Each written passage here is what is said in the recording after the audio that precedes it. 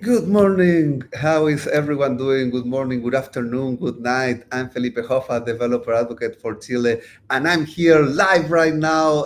We are live on LinkedIn. We are live with Elena today. We are going to talk about object tagging for cost attribution. And I'm looking at LinkedIn. Everyone is jumping in right now. Please feel free to bring us your questions, tell us about your use cases because Elena Goryainova, if I said it right, is Mhm. our expert. Elena, how are you doing today? Yeah, hi everyone. So glad to be here. Thanks so much for inviting me. My name is Elena Goryainova. I'm Senior Solution Architect on a Snowflake Professional Services team. I've been with Snowflake for a little bit over 3 years by now, working with different customers. And our professional services team is, a team of experts that was specifically assembled to help customers maximize their success with Snowflake and accelerate the time to value when building the Snowflake data platform. I love it. You get to work with customers, you get to answer all their questions. So today we're going to test your knowledge because people would love to know more about this.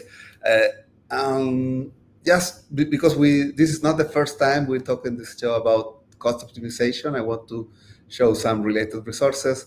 Of course, we have the definitive guide to managing spend in Snowflake. You can download it right now, and we've had previous conversations with guests about optimizing Snowflake cost with observability and accountability, Snowflake cost management and spend visibility, um, cost controls scaling to zero, and we had the overview of cost optimization for Snowflake.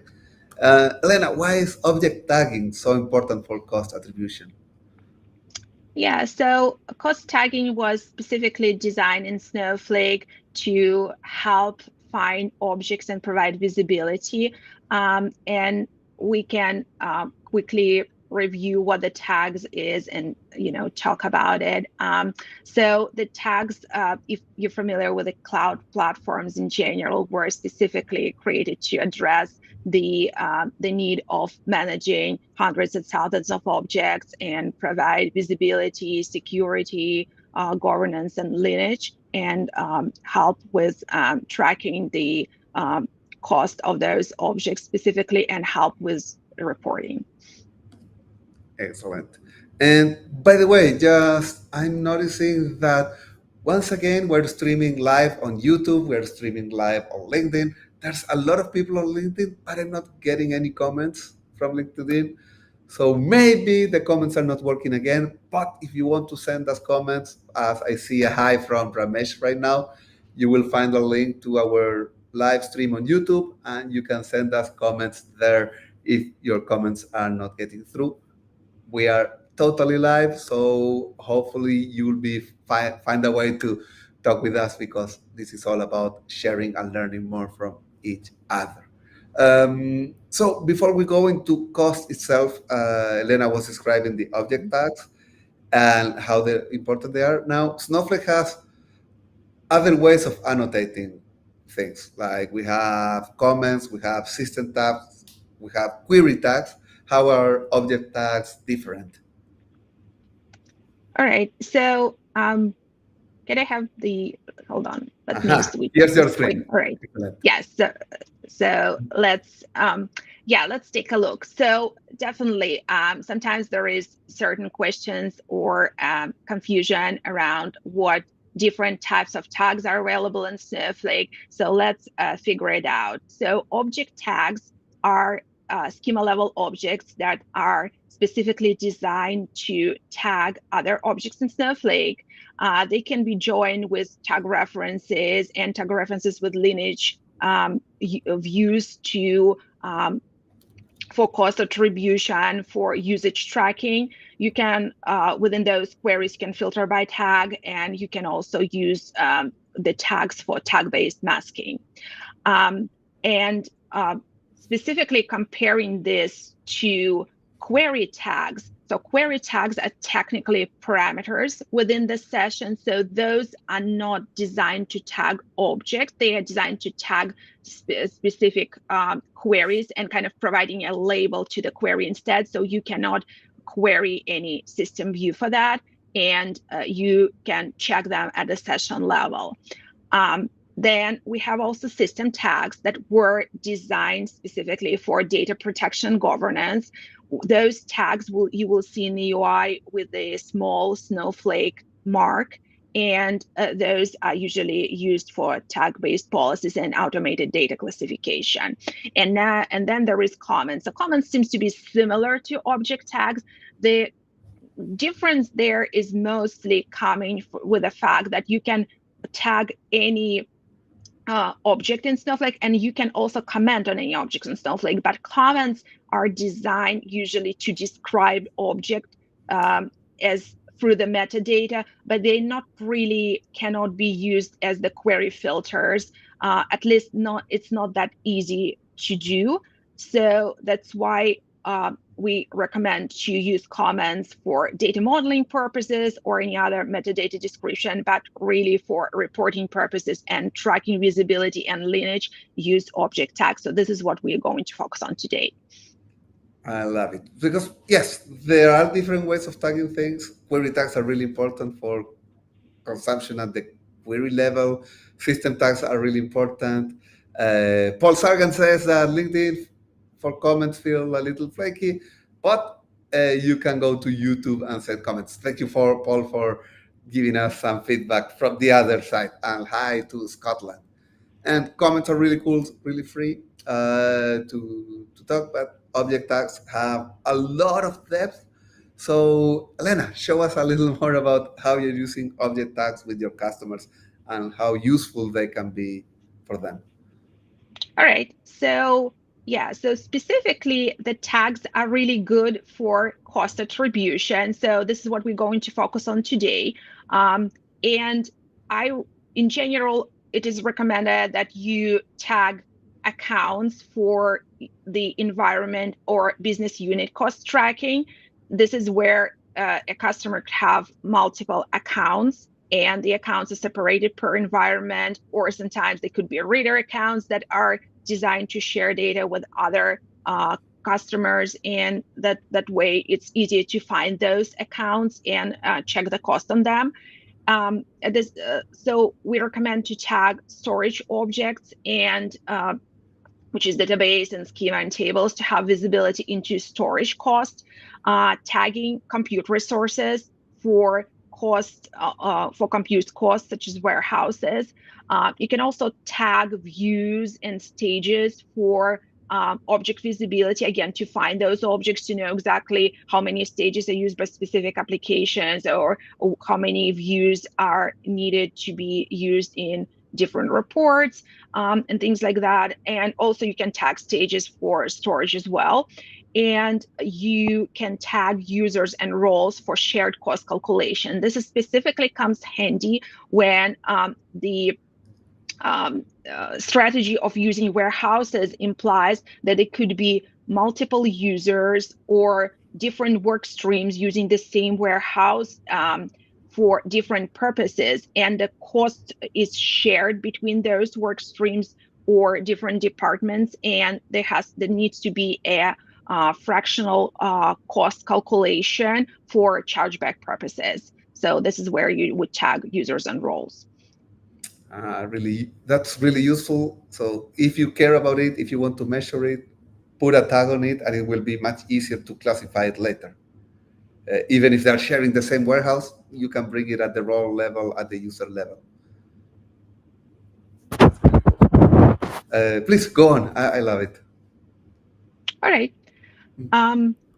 So next, it's important to mention about the tags that Snowflake made it very easy to use tags within different usage ways. So, for example, tags are included in database replication, which means if there will be a failover event or any other challenge, so the tags will also go with the replication, although there are some, small things that needs to be understood. And then tags are inherited, which means that if you tag a database, the columns will also be tagged.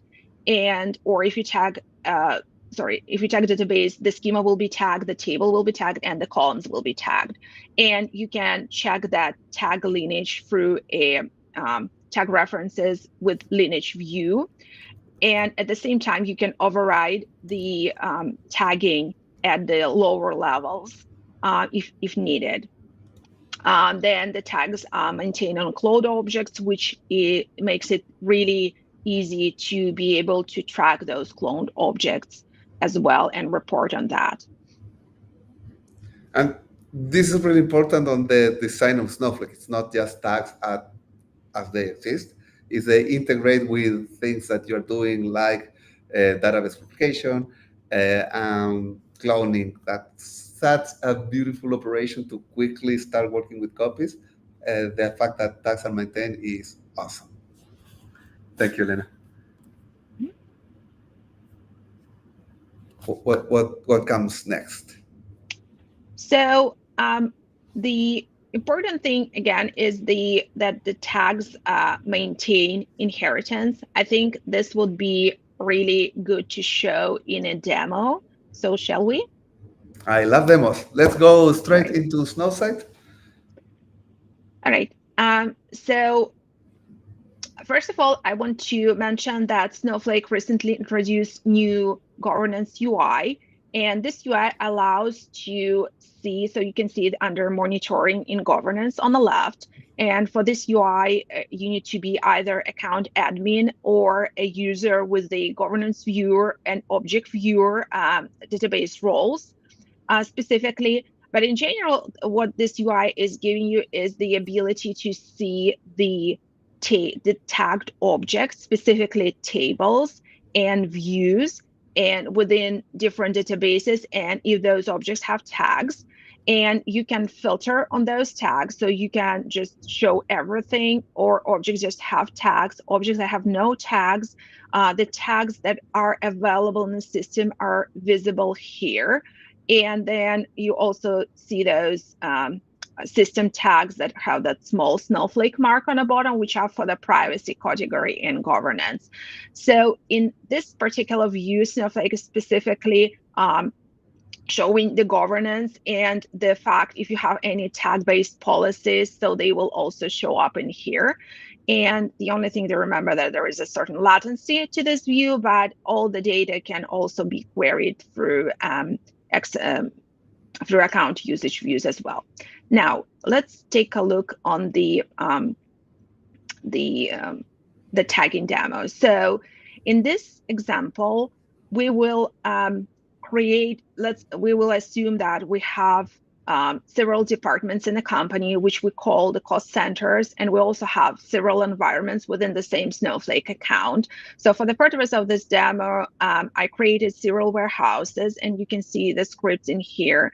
Then I also created a database it's a production database with two schemas for sales and for research department, and a demo database for the sales and research department. And next, for this warehouse, I created several tables from Snowflake sample data share. There are multiple tables created in here, so I'm not going to run through this script right now as all these objects already created, but we will look into how we can query those things. Now, for the and I like to I just want to acknowledge that you were using different warehouses for each operation as you were copying data. Yes. Yes, that's really interesting to see what happens next. Yes, so definitely. So this is kind of mimicking the typical how the our customers is using. So if you say have a research or production department, so they will use their own warehouse and then other department. But essentially, you eventually would want to consolidate all that data to track the cost. So for the purpose of creating tags, in this case, we'll create a central tagging DB and the tagging schema. Now, I just wanted to mention that sometimes there is an approach to do centralized tagging management and decentralized. Centralized is what I'm showing right now, where all the tags are stored in a single database. Sometimes if there is a decentralized management, so different units or departments have their own tags and managing their own tags in different way. This depends on how the business operates, and it's completely fine to have that separately, and Snowflake UI and all other queries will still work completely fine, regardless of whether you would choose one approach over another. But in this case, we will use a single database. Now, I created two tags in here. One is for the cost center, and this tag has allowed values of research, sales, and finance. Usually, the tags are using allowed values when you want to, first of all, have a consistent reporting and know all the tagging categories that are available. And second is you're trying to avoid the unknown data, so that somebody will misspell the finance and all of a sudden you have two different tags, or other things that could happen if those values are not limited. So the most common use is that those tags like cost centers and environments have the fixed values. Now, once you create these tags, you can quickly see, call the system function and see what values are assigned to the tag, and check if the tag has all the values that needs to be. If tomorrow we create a new department, we can definitely alter the tag and add additional value to this list. Next is how we tag the object. So in Snowflake, it's super simple. You can tag the object at creation, which is a really good approach for CI/CD and data ops, where the objects, the tags, the creation of the tags is included into the Terraform scripts or any other database change management. So when new objects are created, they automatically tagged right from the start. Now, if this haven't happened or implemented, it's absolutely fine to tag objects later once the tagging is implemented. And in this case, we're assigning multiple tags to each warehouse, because we're tagging both for environment and for the cost center. So cost center is research, environment is dev, and the same way we're tagging everything else. Next is we're tagging our databases, because we want to keep track of the cost. Also, we're tagging schemas, and databases we tag by environment, because that's how we created them. And we're tagging schemas by the cost center, because a single production database demo prod will have multiple schemas, and those schemas belong to different departments. Now, sometimes it could be a different model where you would tag databases also for the cost centers. So this is where the tags provide complete flexibility and can accommodate any way you manage your departments, right? And then we can tag specific tables. So some of those tags I might skip the tagging the tables because they will be tagged through the lineage, but I can also tag them directly if I want to, or I can change these values for the cost center if I need to. So if happened that in this schema, one of the tables belong to a different project, I just retag it, right? And all of my tags, as you see here, are key value, right? So I don't have the tags that are just a string. Now, next thing is that if I would like to demonstrate this option of querying tag references with lineage view, which provides a view of showing the lineage on the tag, right? Ta-da. Just a quick query. Snowflake account usage, tag references with lineage, and you give it a tag which is cost center.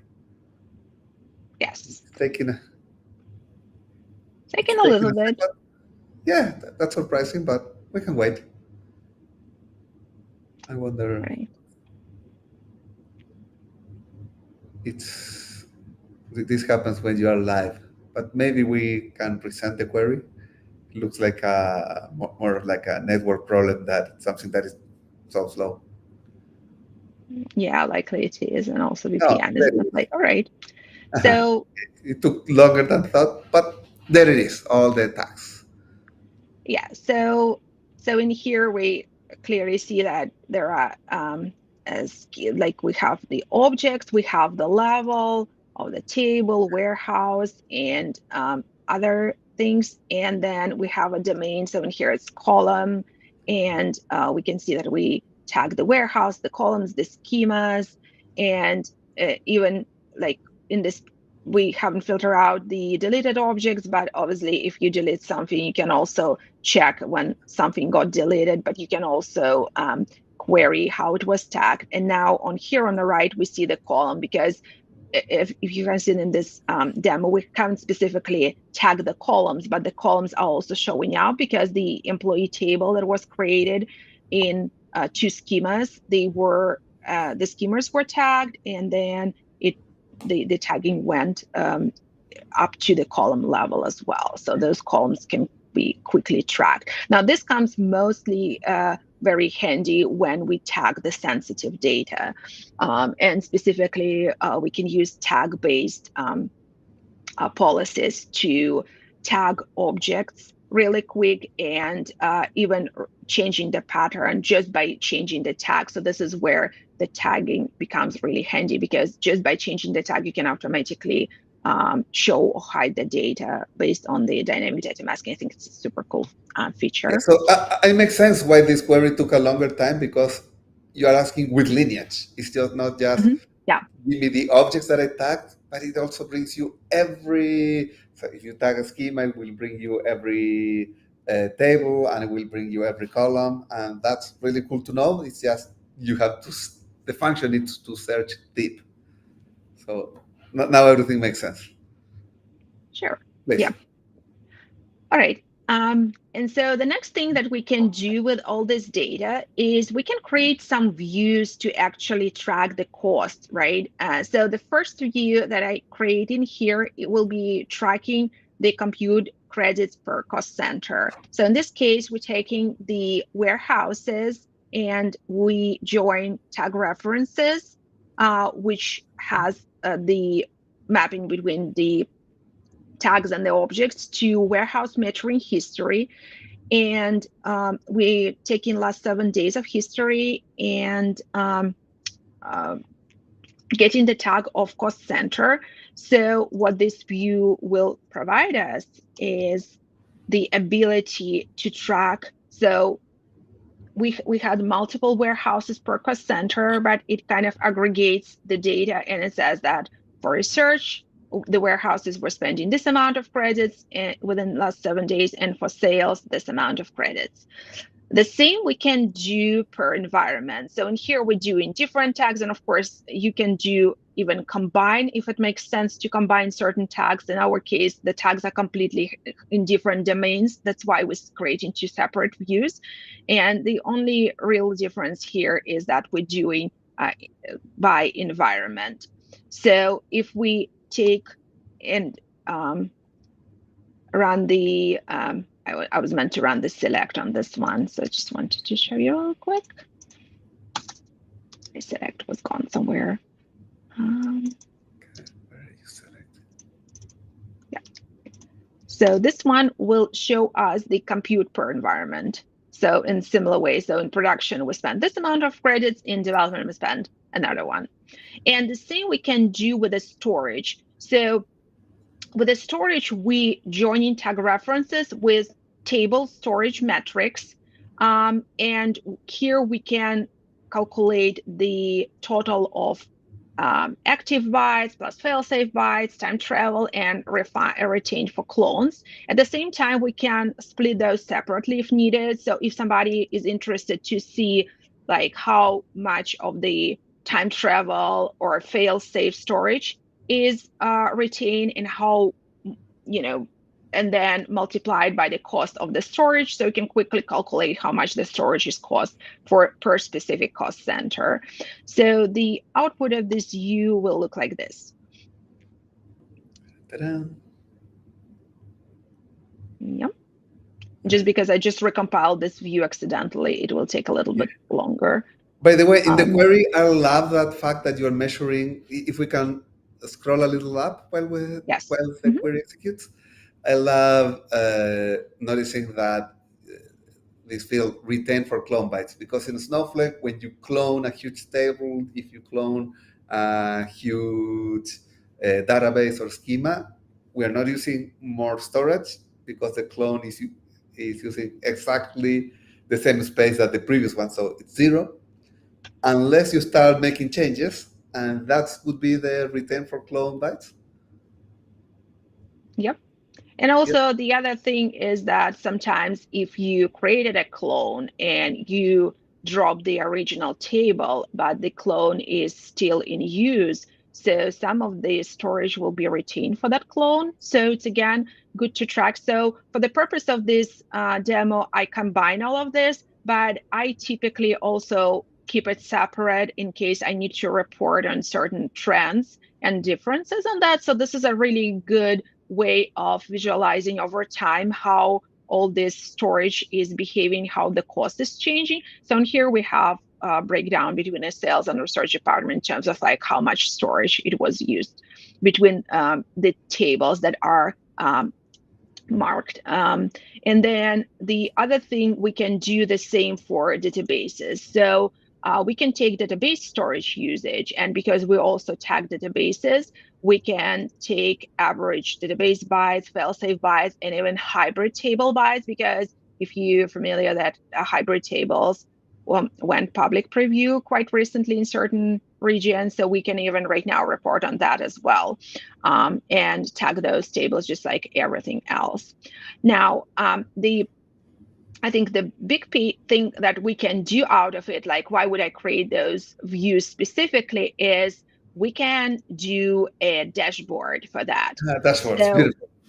yeah, so I think the fact that Snowflake provides this ability in Snow side out of the box, and the fact that you can quickly turn your worksheets into uh, like visuals and tables and then combine them together dashboard helps a lot. So this entire dashboard is literally driven by those 4 views that I just created, and a couple of like custom queries where I just deaggregated the data. But essentially what this dashboard is telling me is that I created 2 unique tags, right? The cost center and the environment. So I can quickly browse here and see like how my tags are structured, what my allowed values, and other things.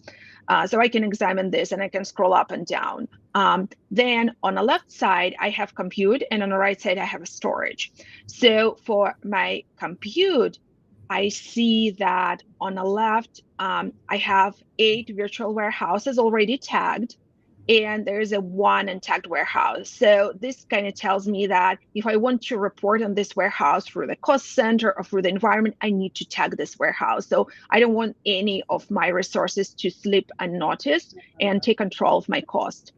I love that you're Then, showing not only what's tagged, but what's missing. Like, take a look at this one. It's not showing up on this dashboard. So yeah, and nothing by the way, aside from you. yeah, Please, and by this the is way. actually quite a simple query, to be honest. So it's out of that tag references view, combined with the warehouse metering history. So we are finding those warehouses that have no tag, and then we can calculate total count of warehouses tagged, warehouses that like total cost of warehouses and tagged, and the percentage of tagged, and then their untagged warehouse is a difference. So, and that way we can quickly fix those issues. And on here on the left, if we open this one up real quick, so we can see which of my warehouses is consuming the most. So this is the most spent by tagged warehouses, which of my warehouse is consuming the less. And then I can also do a combined view, which I will show in a second. On the right side, I have storage. So this is where it's showing me my databases, because I created the same tables in both environments. So the storage used is the same. And again, like I have 2 untagged databases. These are coming from my other demo. And I can quickly see that, okay, I have some untagged resources. If I want to report on this usage, I need to tag those as well, and they will be included in this chart automatically. And if we going into not this detailed view, but more like a high level. So what I was showing in those previous views, right? So it's again that breakdown by credits per cost center, breakdown by storage per cost center, and the same thing by environment. So how much credits I spend per environment and how much storage cost I spend on that, and the combined value of those things. So those simple four views give me a very good understanding and visibility into how my storage and how my compute are used. The only thing that we don't have in here, just because it's not part of this demo, is the situation with a shared compute, when the compute is shared by different users. So for that, you would tag the users and you will calculate the fractional cost of the warehouse time spent between those users running their queries, or we can use that by role as well. Right? I love this. And you're showing us a lot that I'm guessing you use this with customers. Like this Yes. is the information that they want to know. Snowflake has its own costs overview tabs, but it also gives you the ability to design what you want to see and how you want to see it. Yeah, absolutely. So this is where the tags, so the better you tag and the greater like the leveraging all these views with lineage and without lineage, and the ability to check on all of that and query together provides a great visibility into cost and from different levels, whether it's at user level or role level or warehouse level or cost center level and at account level. So I highly encourage everyone to use tags. Nice. We are almost on time, but I don't like leaving here without answering live questions. And we have a couple that made it through. Thank you, LinkedIn. But LinkedIn, you should send me more live comments because something is happening there. But on YouTube, we have this from Hargobind asking, is there any limit on an object as to how many tags it can be assigned to? Yeah, so there is a limit of 50 unique tags assigned per object. And those also include so for example, we take a table and we start assigning individual tags per column. So those columns can have 50 tags combined. So this is all outlined in that documentation page that Felipe was showing in the beginning. So I highly encourage you to take a look because it explains those different things where when the inheritance is at play or where you directly assign tags. So please take a look.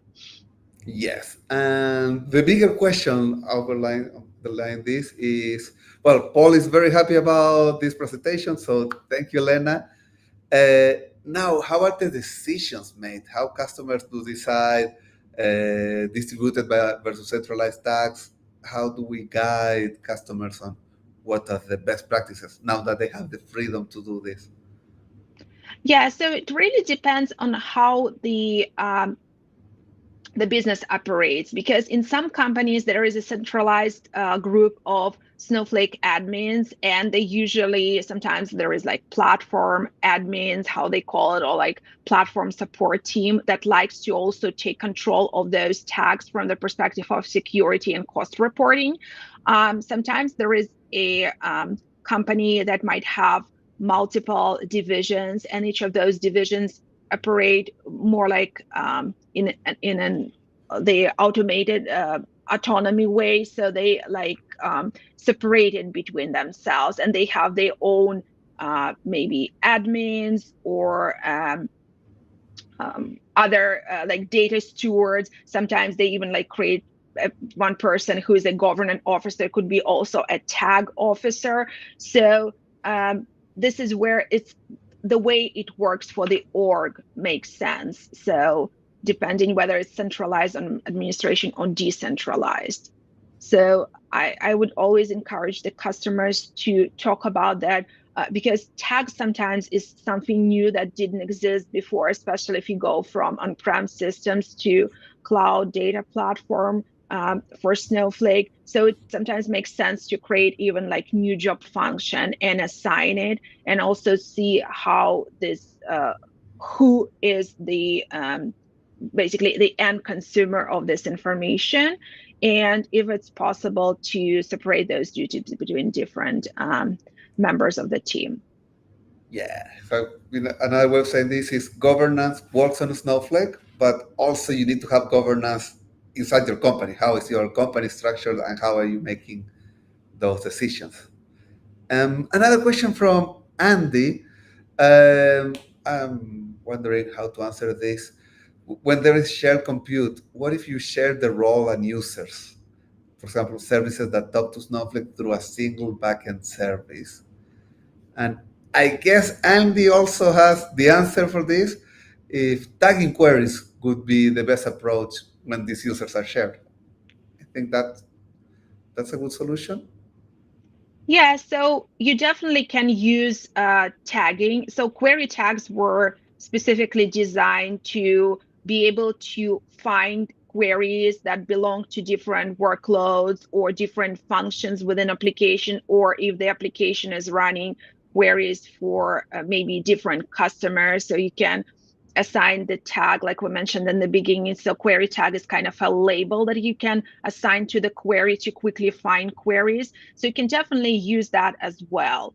Um, for the I would say this is a difference between where you want to find specific queries or whether you want to find activities by specific users or group them by role. In this case, I would probably tag the role and the user as well, so that it will be easier to track the and calculate the shared compute.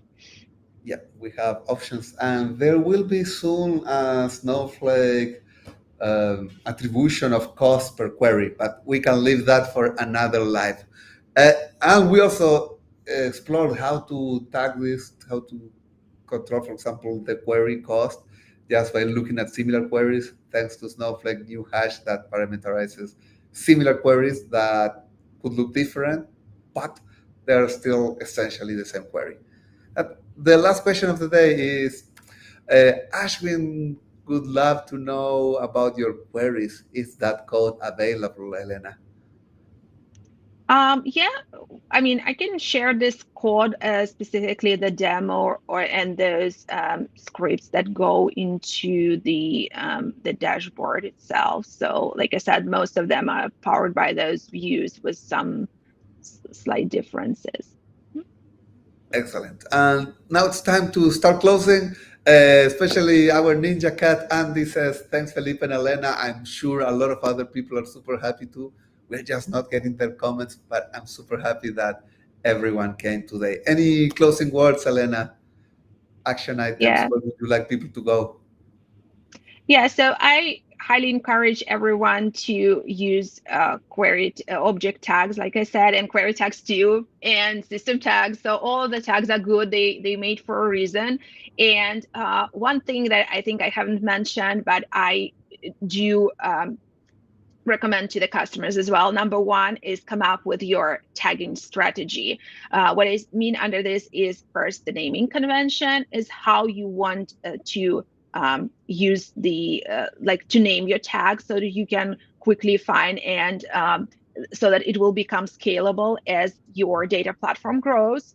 And second is to come up with this strategy on how you would like to tag the object so that it will also drive the way on how you would build your reporting and the dashboards.